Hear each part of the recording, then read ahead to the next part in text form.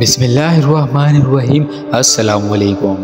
روزی دو انسان کا پیچھا کرتی ہے۔ میں سوچ رہا ہوں کہ شام کے وقت برگر کا ایک سٹال لگا لوں، کچھ اضافی آمدن بھی ہو جائے گی۔ 24 سالہ ناصر نے اپنی ماں کے سامنے تجویز پیش کی۔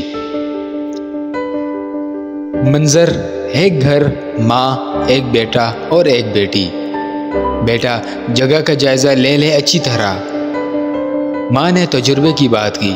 ناصر نے اتوار کا دن جائزہ لینے میں گزارا۔ اس نے فیصلہ کیا کہ گھر کے قریب ہی میں موجود اتفاق ٹاؤن کی مارکیٹ میں سٹال لگائے گا۔ ایک سموسے والے سے بات کر لی اور 2000 ماہانہ کرائے پر بات طے پا گئی۔ بھاگم بھاگ سامان خریدا، ماں اور بہن کے ساتھ مل کر کباب بنانے کا کام شروع کیا۔ پہلے دن 12 کباب بنائے، قیمت مارکیٹ سے 10 روپے کم رکھی۔ ماں نے ایک وعدہ لیا کہ جماعت قضا نہیں کرنی۔ پہلے دن 6 برگر بکے۔ اسی طرح سلسلہ چل رہا تھا۔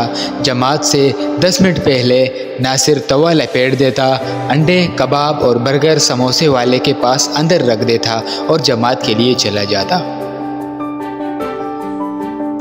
ارد گرد کے دکاندار حیرانی سے دیکھتے کہ ایسے کاروبار کیسے چلے گا۔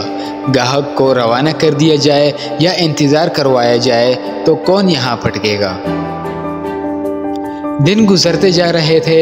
اوسط فروخت 10 برگر تک پہنچ چکی تھی۔ کرایہ اور خرچہ پورا ہو رہا تھا لیکن منافع کم تھا۔ ویسے بھی وہ شام 4 سے 9 بجے تک سٹال لگاتا تھا اور اس دوران 3 نمازیں بھی آتی تھیں۔ ایک دن مغرب کے وقت وہ توا لپیٹ رہا تھا کہ اچانک ایک 12 سالہ لڑکا آیا اور اکٹھے 6 برگر کا آرڈر دیا۔ یہ اس دکاندار کی پہلی دفعہ اکٹھے 6 برگر کا آرڈر آیا۔ ایک لمحے کو کمزور ہوا لیکن فوراً ہی دل مضبوط کر کے کہا کہ جماعت کا وقت ہے، اس کے بعد بنا دیتا ہوں۔ لیکن وہ لڑکا اپنے گھر والوں کے ساتھ وہاں سے چلا گیا۔ تھوڑا سا دل میلا ہوا لیکن وہ سر جھٹکتے ہی جماعت کے لیے روانہ ہو گیا۔ واپسی پر مہوم سی امید تھی کہ شاید وہ آرڈر موجود ہو، لیکن ایسا نہ تھا۔ سموسے والا بھی اسے سمجھا رہا تھا کہ اس طرح کیسے دکانداری چلے گی۔ وہ خاموشی اس کی باتیں سنتا رہا۔ اتنے میں گاہک آنا شروع ہوئے۔ شام 7:30 بجے سے 8 بجے تک برگر فروخت ہو چکے تھے اور ساتھ ہی برگر بن ختم۔ اس نے فون کیا تو برگر بن والے نے آدھے گھنٹے کے لگ بھگ پہنچنے کا کہا۔ وہ اندر دکان میں جا کر کھڑا ہو گیا۔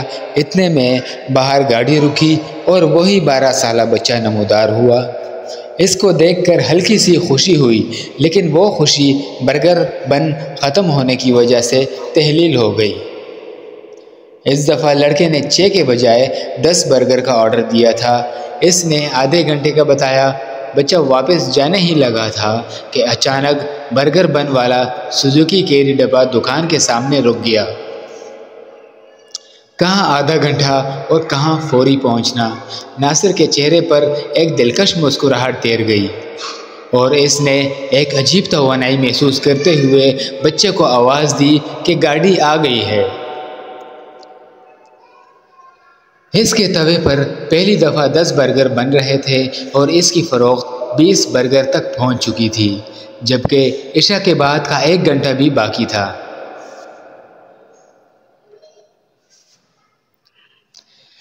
ارد گرد دکاندار اسے آتے جاتے کہہ رہے تھے، واہ جی واہ، آج تو رونق لگی ہوئی ہے، آج تو قسمت چمکی ہوئی ہے، اور وہ خوشی خوشی برگر بنا رہا تھا۔ ادھر برگر تیار، ادھر عشاء کی جماعت کا وقت قریب آ گیا اور ناصر توا لپیٹنے کے بعد ایک عجیب سکون اور طمانینت سے مسجد جانے کے لیے روانہ ہو گیا۔ وہ سوچ رہا تھا کہ بے شک روزی انسان کا ایسے پیچھا کرتی ہے جیسے موت، بس مثبت سمت میں محنت کی ضرورت ہے۔ ساتھ ہی اسے ماں کی کہی ہوئی بات یاد آ گئی، بیٹا سونے کا بھی فائدہ ہو رہا ہو لیکن اللہ کا حکم آ جائے تو وہ فائدہ چھوڑ دو۔ آج اس کا سٹال معیار اور ذائقے کی وجہ سے مشہور ہو چکا ہے۔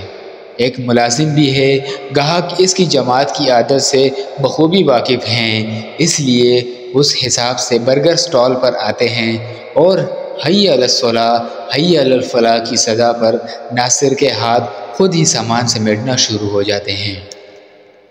اگر آپ کی بھی کوئی کام کی مصروفیت ہے تو آپ سے بھی التماس ہے کہ نماز کے وقت اس کو ملتوی کر دیں۔ اللہ تعالیٰ آپ کی زندگیوں کو خوشی سے